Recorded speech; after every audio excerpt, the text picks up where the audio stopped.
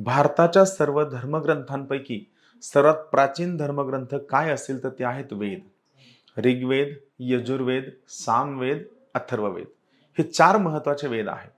मग सगळ्यात महत्वाचा प्रश्न हा पडतो की हे जे वेद आहेत यांचा पाया काय आहे, यांचा बेस काय आहे? यांचा पाया आहे रीता. रीता म्हणजे काय? कॉस्मिक ऑर्डर, वैश्विक व्यवस्था. थोडक्यात सर्व वेद सांगतात की आपल्या बाजूला घडणारी प्रत्येक व्यवस्था, आपल्या बाजूला घडणारा प्रत्येक सत्य, आपल्या बाजूला घडणारी प्रत्येक गोष्ट यांना कोण नियंत्रित करतं? यांना युनिव्हर्स नियंत्रित करतं, यांना विश्व नियंत्रित करतं. आणि तुम्हाला माहिती आहे की युनिव्हर्स असेल किंवा विश्व असेल हे बदलू शकत नाही. याचा अर्थ यांनी काय सांगितलेलं आहे? सत्य किंवा ट्रुथ जे आहे हे युनिव्हर्सनं दिलेलं आहे. तुमचं चराचर, तुमची सृष्टी या सगळ्यांना कोण नियंत्रित करतं?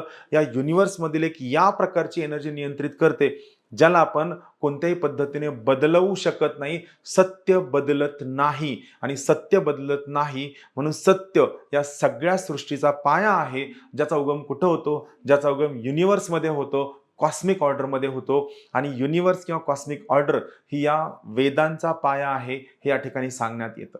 थँक्यू.